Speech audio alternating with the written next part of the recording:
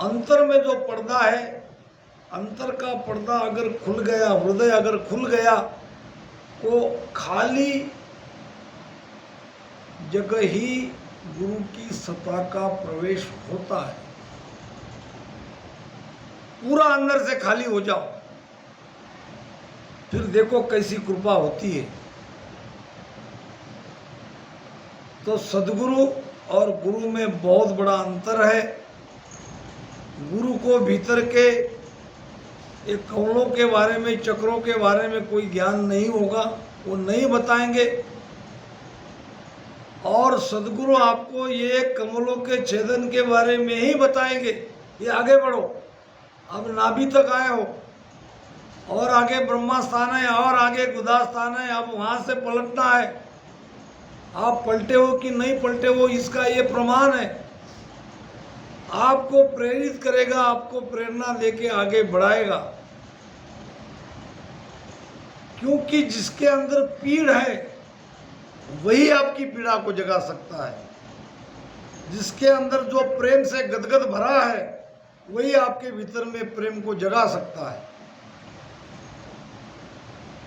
सतगुरु से न लखे सब न्यारी, खंड ब्रह्मांड सब सोजे। जन सुख राम तन मद साहिब, निरख निसो दिन खोजे। राजेश सतगुरु सेन लखे सब न्यारी। महाराज फरमाते हैं सेन, सेन किसको कहते हैं? हाँ, क्या बोले भरत में? इशारा। और बरोबर, हाँ, सेन सेन। सतगुरा सा कोई सेन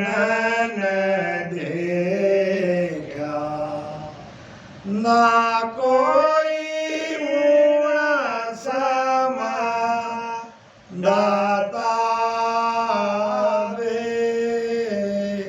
तीन लोक फिर सब हम देखा। तीन लोक फिर सब हम देखा। गुरा बिन दो जका जाता वे। सतगुरा सा कोई सेन न देखा। सेन यानी इशारा, सेन यानी हमारा हित करने वाला। दो अर्थ होते हैं सेन के। यहाँ जो अभी सदगुरु की महिमा का ये पद यहाँ गाया गया, इसमें वो सेन है जैसे हमारे परिवार में हमारे पिताजी कहो, बड़े भाई कहो, या बड़ा बुजुर्ग कहो, वो हमारा सेन है। क्या है वो? हमारा सेन। हमारा सबका भला करने वाला, भला चाहने वाला, हमारे हित की रक्षा करने वाला, वो हमारा सेन है। सेन नाम हितैषी। सदगुरु हमारे आत्मा के हितैषी है। सदगुरु हमारे आत्मा को परमात्मा में मिलाने का उपाय ढूंढते हैं, भजन के लिए बिठाते हैं। सदगुरु के समान इस संसार में कोई हमारा सगा नहीं है। वही हमारा सेन है, और उसके समान कोई दाता नहीं। दूसरा सेन का अर्थ होता है इशारा, जो हमारे भरत भाई ने कहा। दो भाई थे,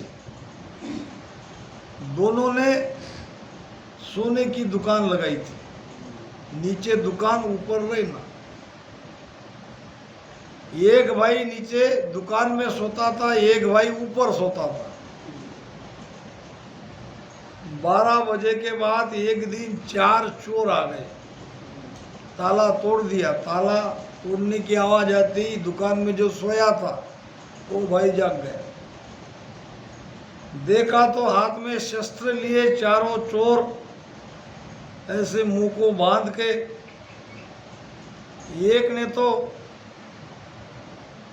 वहां लगा दिया, क्या कहते वो चक्कू, ऐसे गर्दन पे लगा दिया, और दूसरा 3 सभी सोने के अलंकार समेटने लगे। अब ये तो घबरा गया, मगर ऐसी स्थिति में भी हमें भी, हमारे जीवन में भी ऐसा प्रसंग कोई आए तो धीरज खोना नहीं चाहिए। बस कोई ना कोई उपाय सोचना चाहिए।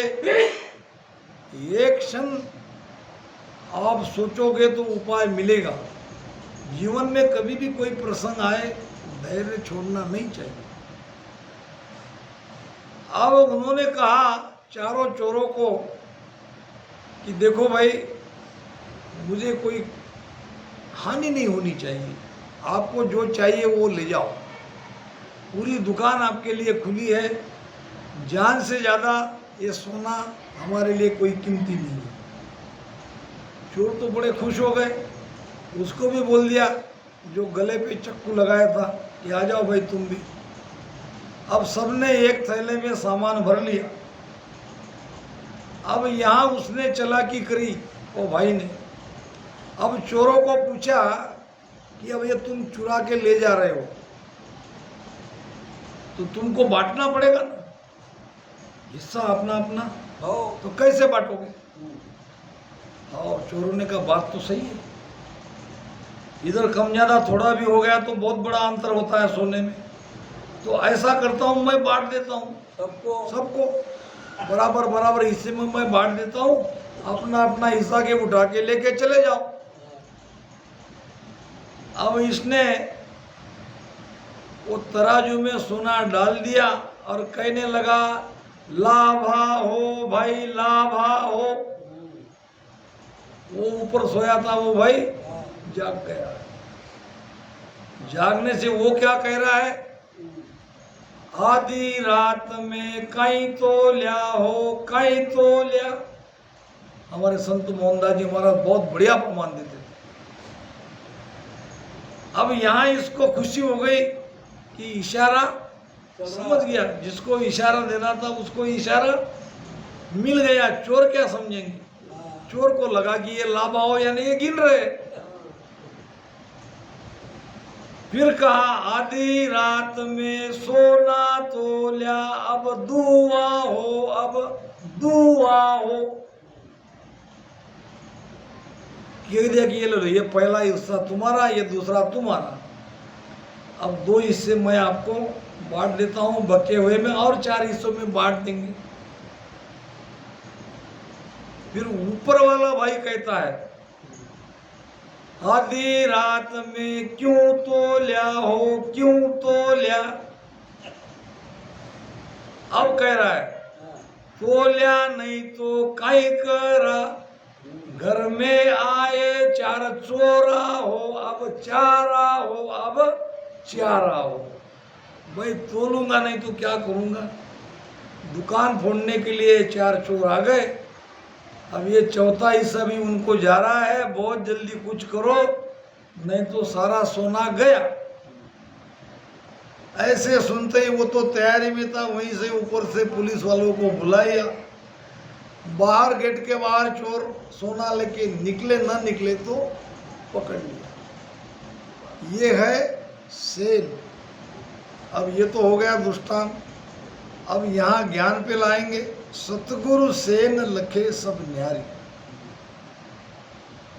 ये जो कल शाम को और सुबह में 2.5 घंटे का भजन आप लोगों ने किया है, भजन करने का मैंने आपको इशारा दिया है। क्या इशारा दिया है कि ऐसे करो, ऐसे करोगे तो आपका भजन में लाभ होगा, वो कला जगेगी, कभी न कभी जगेगी। यही उपाय है। सदगुरु के भेद से अगर हम सुमिरन करते हैं तो जब वो कृपा होती है। अब इसमें एक आश्चर्य की बात यह है, सदगुरु चाह कर भी आपके ऊपर कृपा नहीं कर सकते। नहीं तो पुरसिंह बापू मेरे हैं, मान लो मैं सदगुरु हूँ तो नहीं, समझने के लिए तो पुरसिंह बापू मेरे साथ है, ये सारा सब संभालते हैं, तो उसके ऊपर कृपा करना चाहिए कि नहीं? चाह कर भी कृपा नहीं कर सकते। ये अंतर का खेल है, भीतर का खेल है। भीतर का अगर पर्दा गिर गया तो उसी समय कृपा। ये भक्ति निराली है, ये भेद निराला है। अंतराय नहीं चाहिए। 8 प्रकार के अंतराय सेठ साहब ने अपने भाषांतर में बताए। तो अंतराय को हमको समझना पड़ेगा, दूरियां मिटानी पड़ेगी, तब सदगुरु के बताए भेद से भजन करने पर वो सत्ता जगेगी, 100% जगेगी। खंड ब्रह्मांड सब सोजे, जब वो सत्ता जगेगी तो नेचर जगेगा, कुदरत कला जगेगी। जब कुदरत कला जग जाएगी, उसके साथ सुरती का मेल होगा, मन भी भजन में लगेगा, तो पिंड से खंड में जाओगे, खंड से ब्रह्मांड में जाओगे, खंड पिंड ब्रह्मांड में शब्द की अनुभूति आपको होगी। जन सुख राम तन मद साहिब, निरक निशो दिन खोजे।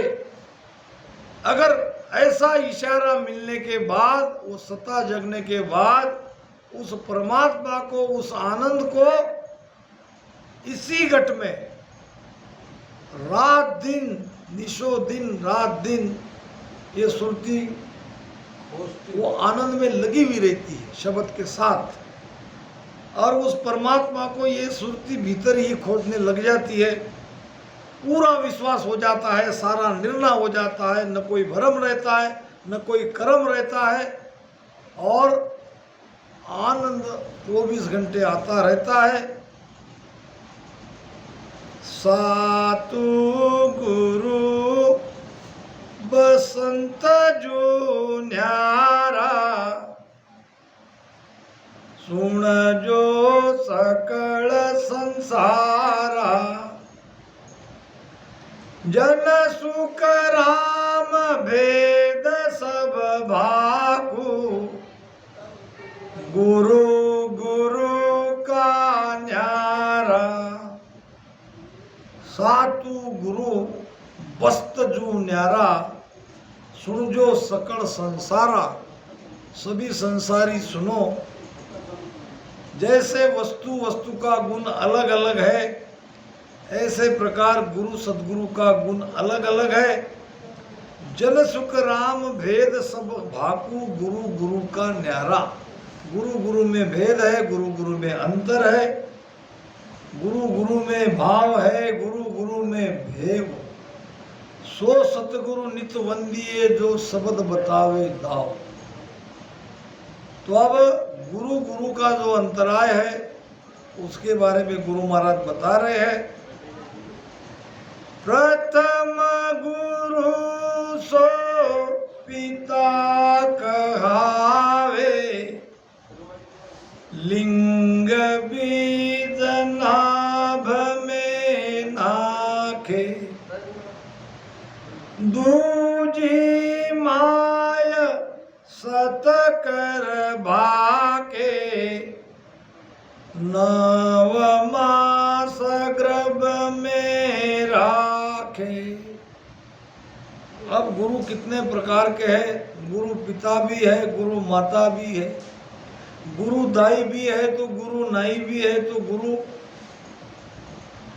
यहाँ सब गुरु ही बैठे हैं। बच्चा पढ़ के कितना भी क्यों आगे बड़ा बन जाए, ऊंची पद पर चला जाए, फिर भी उनके प्राइमरी के गुरु के महत्व को कभी कम नहीं होता, क्योंकि वो यात्रा यहीं से प्रारंभ हुई।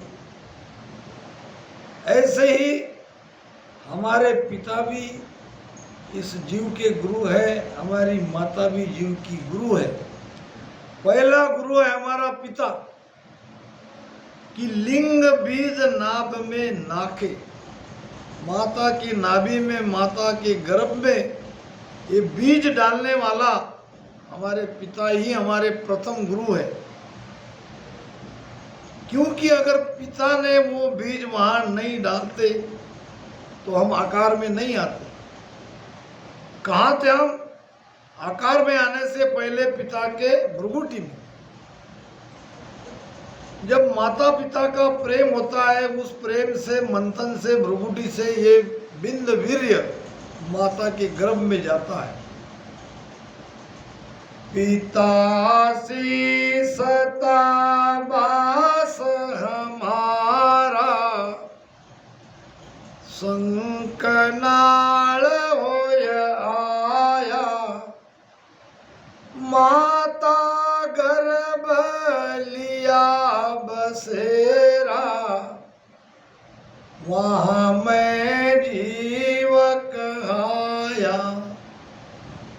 माता के भ्रुकुटी से वो बिंद, पिता के भ्रुकुटी से वो बिंद माता के गर्भ में आया और माता ने उसको सत मान के 9 महीने तक अपने पेट में रखा, हमको झेला।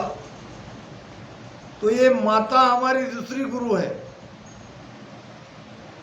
दूजी माय सत कर भाके, 9 मास गर्भ में राखे।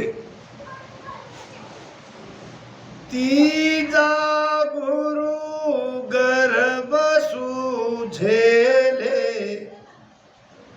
दाई जतन करे भूमेले। चौथा गुरु ब्राह्मण भाई, दिया नाव जगत के माई। महाराज फरमाते हैं तीजा गुरु गर्भ सु झेले, माता के गर्भ से बाहर आते ही वो दाई माता हमको अपने हाथ में उठा लेती है, झेल लेती है और बड़े प्यार से भू यानी जमीन, दाई जतन करे भू मेले। वो दाई माता बड़े प्रेम से हमको जमीन पे लिटा देती है अपनी माता के पास। और चौथा गुरु है ब्राह्मण। ब्राह्मण का मतलब है इस शरीर को नाम रखने वाला। वो ब्राह्मण ही होना चाहिए ये नहीं, मगर पुराने जमाने में ब्राह्मण के पास जाते थे लोग कि ये समय ये बच्चा हुआ है, उसका नाम कौन सा रखना चाहिए। फिर वो अपना पंचांग मंचांग देख के बता देता था कि अ पे रखो, ब पे रखो, क पे रखो। जो भी इस शरीर को नाम देता है वो भी हमारा गुरु है। अगर नाम नहीं देते तो हमारी पहचान नहीं बनती, व्यवहार नहीं होता। किस नाम से पुकारते किसी और को तो जवाब कोई और देता। नाम रहने से बराबर, जैसे हम अभी राजेश को याद कर रहे हैं तो राजेश उसका नाम रखा तो राजेश ही तो आएगा। तो ये भी हमारे गुरु है। ये चौथा गुरु है जीव का। ख्वास गुरु सबके सवारे, मस्तक हाथ मुंड पर धारे, कनपूका षट गुरु कहावे, करमाला अवतार जपावे। ख्वास नाम पांचवा गुरु है नाई। मैंने पहले ही बताया गुरु पिता भी है, गुरु माता भी है, तो गुरु दाई भी है, तो गुरु ब्राह्मण भी है, तो गुरु नाई भी है। नाई को गुरु क्यों कहा है? जो गर्भ में रहते हुए हमारे बाल बड़े थे वो गर्भ के बाल को माथे पे, मस्तक पे ऐसा मुख पे हाथ रख के प्रेम से उस बाल को काटता है। काटते समय हमारे सिर पे उसका हाथ लग जाता है। एक तरह से हमारी मान्यता है कि जो हमारे सिर पे हाथ रखता है उसको हम गुरु मानते हैं। वहाँ तो यूपी में जब जाता हूँ तब तो हमारी बेटी आती है, माता जी, बड़ी बड़ी माता जी, कि महाराज जी सिर पे हाथ रखो, महाराज जी सिर पे हाथ रखो, ऐसा लगता। क्योंकि एक धारणा बनी रहती है कि सिर पे हाथ रखने से, और ये ऊर्जा भी आपको मिलती है। गुरु की ऊर्जा पैर के अंगूठे से और ये अंगूठे से शिष्य के घट में प्रवाहित होती है। अंगूठा क्यों छूते हैं? पैर छूने का कारण वही है कि गुरु का ऊर्जा का लाभ हमें भी थोड़ा बहुत मिले। तो ये बाल काटने वाला नाई जो बाल काटते समय हमारे मस्तक पर हाथ रखता है और हमारे मुख पर हाथ रखता है, वो भी हमारा पांचवा गुरु है। और कन फूका यानी कान फूकने वाला, नाम देने वाला, कोई भक्ति का उपाय बताने वाला, ये हमारा छठवां गुरु है। मगर ये सारे गुरु हद के ही है। ये हमको बंधन से मुक्त कराने वाले नहीं है। सतगुरु ब्रह्म मिलावे माही, भव बंधन जुग भ्यासे नाही। निर्भय जाग जहाँ गुरु मेले, काल कर्म को बुध सब पेले। अब सातवां सतगुरु है। सदगुरु की क्या पहचान है? सदगुरु क्या कर सकते हैं? सतगुरु ब्रह्म मिलावे माई, आपके घट में ही उस आत्मा की जो परमात्मा है उसको मिला देते हैं। आपको आपकी पहचान करा देते हैं, आपको आपके स्वरूप का बोध करा देते हैं। ये है सदगुरु। क्यों? अंत में तो हमको हमारे स्वरूप में कोई जाना है। सत्स्वरूप जो है, किसका सत्स्वरूप है? वो हमारा ही स्वरूप सत है, हमारी ही आत्मा सत है। और हमी से हमको ये सतगुरु जी महाराज मिला देते हैं। सतगुरु ब्रह्म मिलावे माई, और भव बंधन जुग भ्यासे नाही। भव क्या? भव सागर। भव सागर में किसको कहा है महाराज ने? भव सागर त्रिपुटी है, वो तो त्रिपुट, हाँ, काम क्रोध अहंकार। ये काम क्रोध लोभ मोह अहंकार, यही भवसागर है। और इसी भवसागर से पार उतरना है। और जब सदगुरु हमें ब्रह्म से मिला देते हैं, हमारी आत्मा से मिला देते हैं, तो तब हमारे अंदर ये काम क्रोध लोभ मोह अहंकार कुछ भी नहीं रहता। एक भगत था, भगवान को पूछने लगा, भगवान तुमको प्रसन्न करने के लिए मैं तुम्हें क्या दूं? भगवान ने कहा, क्या दूं? और तुम क्या दे सकते हो मुझे? जो भी तुम मुझे दोगे वो तो मैंने ही तुम्हें दिया है। जो भी तुम मुझे दोगे वो सब मेरा है, वो तो सब मेरा है, मैंने ही तुम्हें दिया है। और मेरी चीज मुझे देके तुम रिझाते हो, मेरा ही पैसा मुझे ही दे रहे हो, फिर क्या दूं? अरे ऐसी चीज दो जो मैंने तुम्हें नहीं दी है, वो मुझे दो। तो भगवान बताओ, एक कौन सी चीज है जो आपने मुझे नहीं दी है? वो है अहंकार। मैं, छोटे बच्चों को देखो, वहीं से अहंकार पनपने लगता है। ये मैं को गिरा दो, अहंकार को गुरु के अर्पण कर दो, गुरु के सामने झुक जाओ। महाराज कहते हैं,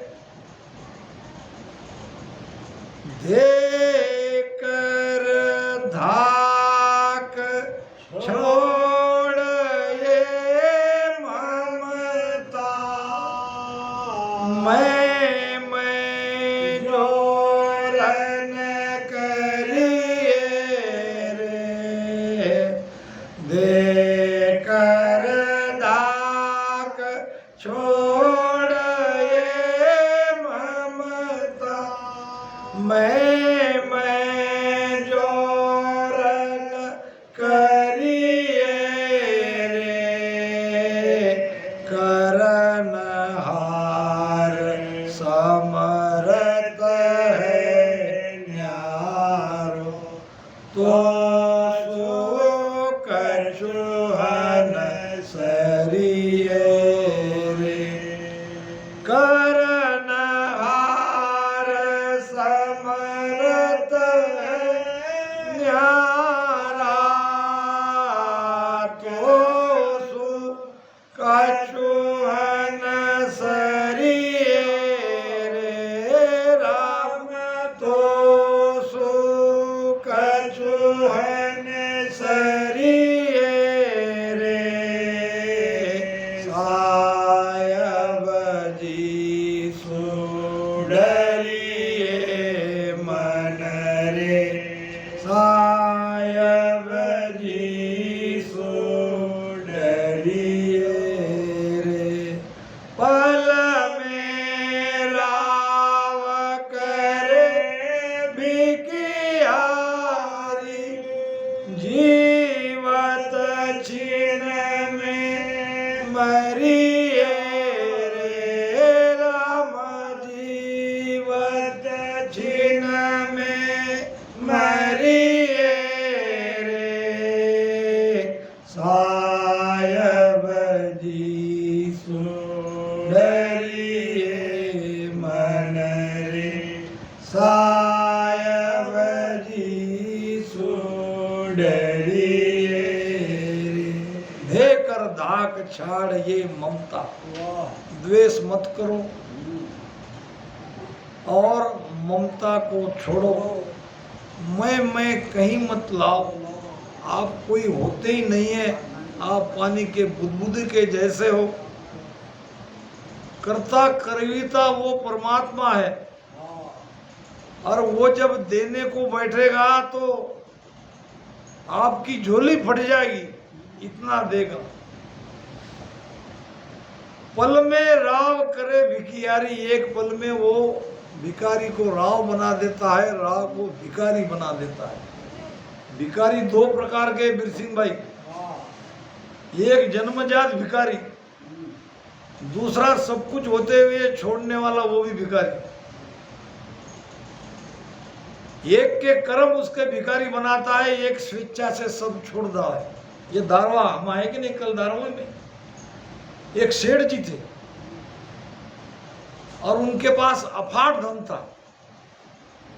एक दिन सारे बक्से रुपए पैसे से भरा हुआ रोड पे आ गए और रोड पे ऐसे उसने सब बिखेर दिया, पूरा धन, एक पैसा भी उसने अपने पास नहीं रखा।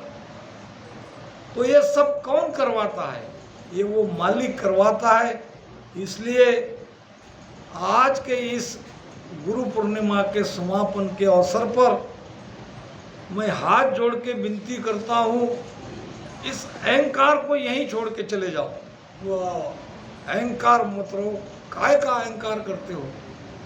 जब ये शरीर हमारा नहीं है, श्वास गिनती की है, तो हम क्या अहंकार करेंगे? इन्हीं शब्दों के साथ